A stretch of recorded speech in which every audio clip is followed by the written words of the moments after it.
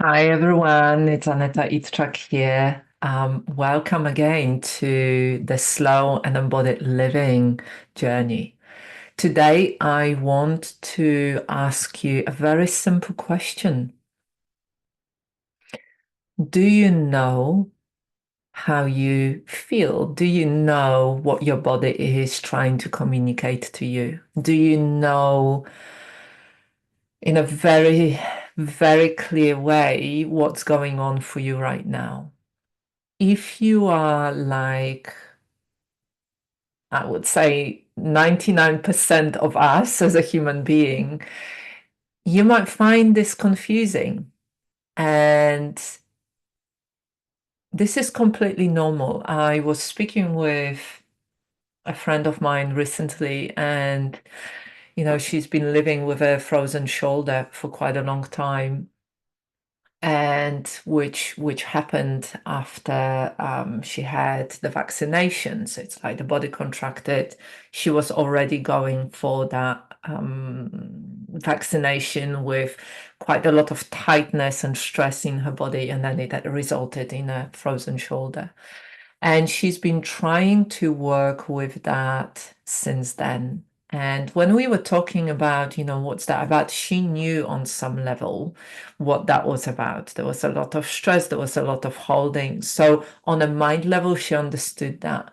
But on a body level, she said to me, I don't understand my body's language. I don't understand. I'm doing exercises. I've been to practitioners to release it. I've been working on it. I've been trying out different things like yoga and treatments and Chinese medicine. There's been a lot of stuff that she's been trying, but she has not been in a relationship with her own body. She hasn't learned the language of her body, what it's trying to communicate to her.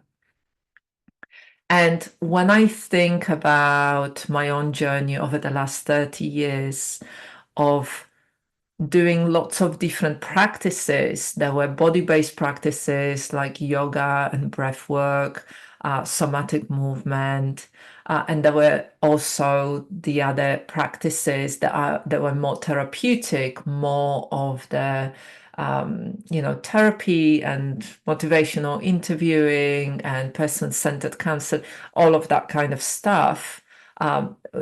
Including mindfulness, and then including other practices like embodiment practices. And then the practice that really made the biggest difference for me was the focusing on embodied listening, as I call it. And these practices of really learning to be in a conversation with a lot of kindness and curiosity and listening to what's happening within us and the wisdom of the body. Because we all know, I'm sure you know that, it's everywhere around us, this mind-body connection. Like any women's magazine that I pick up, there is the stuff around mind-body connection. But our society is based and built on Cartesian thinking. I think, therefore I am. Every single system and structure within our society is built on the glorification and valuing of the mind, not the body. The only area really where the body is a little bit more embraced is the wellness field and sports. But sports also, it's like mind over body, control the body, make it do what you want. And within the healing and wellness area, often unconsciously we approach it in the same kind of way. And so, even my friend was saying like, oh, this is all through the how do I control the body, make it do what I want it to do, make it heal, make it let go of that anxiety, make it let go of that depression, make it let go of that illness, heal that trauma, release that trauma. It's still the same approach of the mind over body. my invitation to you coming from the slow and embodied living is, how could you really start approaching your body with much more curiosity, with much more openness, with much more kindness, to be really curious. Maybe there is something that you are living with that you've had enough of, like my friend with her frozen shoulder, like a lot of clients that I work with anxiety or depression or negative thoughts or restless mind or some kind of other chronic condition like fibromyalgia or long COVID or anxiety or any of those other things that you've been living with, that you really want to, you've had enough of pain, like you've had enough of it, you just want it to fix, because you've tried maybe everything, like my friend did, everything, but you haven't maybe tried to be curious about it, to understand that it's also part of you, that it also communicates something, that it's there for a reason. And could you approach it with curiosity? Could you ask it to tell you a little bit more about what's going on for it and what it's trying to achieve? Maybe you could be more kinder to yourself, and rather than trying to force through it or force some kind of outcome, to just approach it very gently, like you would approach your best friend or your child or somebody that you loved really dearly. Could you be with it and get to know it a little bit? And you can do it in your own pace, in your own time. And you could do it in a way that is accessible. So what is accessible? It's not accessible if you go into a frozen state or into a shutdown or into this manic, sympathetic fight or flight activation.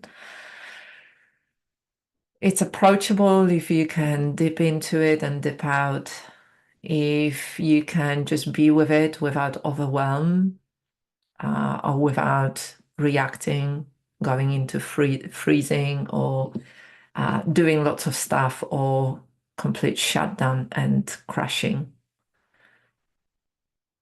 It's different for each one of us. And there is nothing wrong with you. You're not broken if that's what happens when you approach it.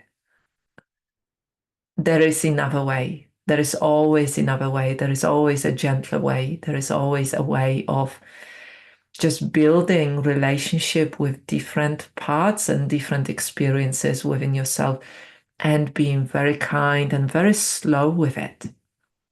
The mind is fast. You can change your mind really fast. The body is slow.